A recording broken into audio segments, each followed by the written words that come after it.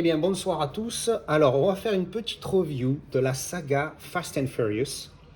Je viens de finir de regarder le 8e et donc j'ai vu les 8 en quelques jours. Euh, Au départ, je voulais juste remplacer mon Blu-ray, mon DVD du premier de Fast and the Furious que j'avais donc en DVD. Et puis j'ai trouvé un mec qui en vendait je crois 5 ou 6 pour genre 1,50 €. Alors il n'y avait que les disques, c'est pour ça que vous avez la boîte que du 7, 8 et du 3. Parce que les autres, j'ai que les disques et de toute façon, si vous savez comment je collectionne, si vous avez vu ma vidéo de présentation, je ne garde pas les boîtes, à part quand c'est un steelbook et à part quand c'est un grand film ou un de mes films préférés voilà. Je vous renvoie à ma vidéo de présentation si vous ne l'avez pas encore vue. Donc au final, j'ai vu qu'ils vendaient 4 ou 5. Alors je me suis dit, bon ben allez, on va se faire la saga entière. Surtout qu'en plus j'avais vu un trailer du 8 il y a quelques années. Et j'avais trouvé ça intéressant. Je me dis, tiens, il faudra que je teste, il a l'air sympa. Donc du coup, je me suis dit, bah, allez, on se fait les 8, et puis voilà. Alors bon, ben, le premier bon, ben, j'ai trouvé, il est pas mal, c'est un bon film. Après, le 2, le 3, pour moi, c'est les pires. Surtout le 3. Le 3, il est chiant hein, par moment, il faut dire ce qui est.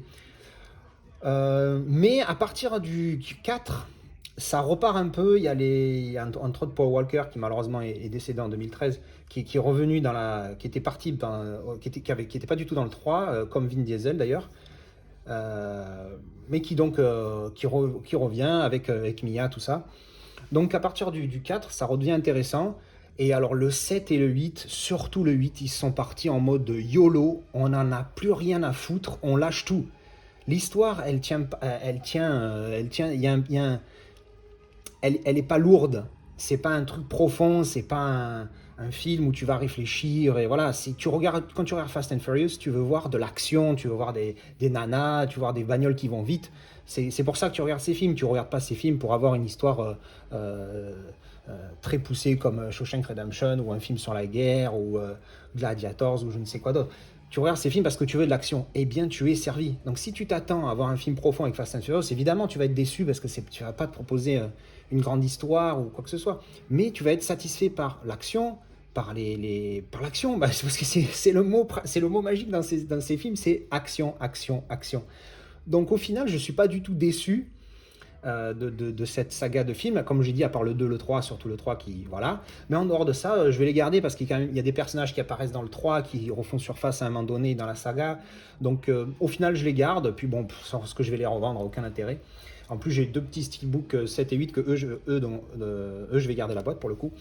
Pas le 3. Et donc oui, non, voilà, si on s'attend pas à un film super profond, à des films super profonds, ben voilà, allez, go Fast and Furious. Il y a de l'action, il y a des nanas, il y a des bagnoles, il y a des acteurs badass, ça tire dans tous les sens. Et puis, comme je dis, dans le 7 et encore plus le 8, ils sont mis en mode YOLO. On n'en a plus rien à carrer, on balance tout, on sort des sous-marins. Parce que oui, je spoil pas, mais parce que c'est sur la jaquette. Il y a un sous-marin dans le 8. Et tu te dis, mais merde, c'est un film à la base sur les bagnoles. Comment il y a un sous-marin? Enfin bref.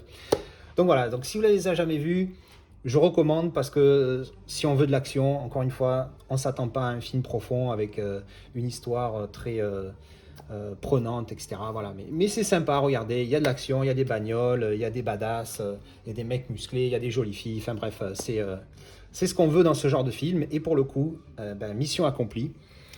Qu'est-ce que je voulais dire d'autre sur ces films? À peu près c'est tout, hein, grosso modo. Hein. Si vous voulez de la bonne action, c'est sympathique et voilà, j'ai été agréablement surpris par ces films comparé à ce que je m'attendais. Je m'attendais vraiment à avoir des films vraiment bouseux et puis au final c'est pas mal et puis bon ils ont mis les moyens. Et voilà.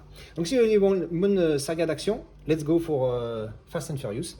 Vous allez certainement aimer si vous partez dans l'état d'esprit que vous regardez un film pour l'action et pas pour son histoire profonde.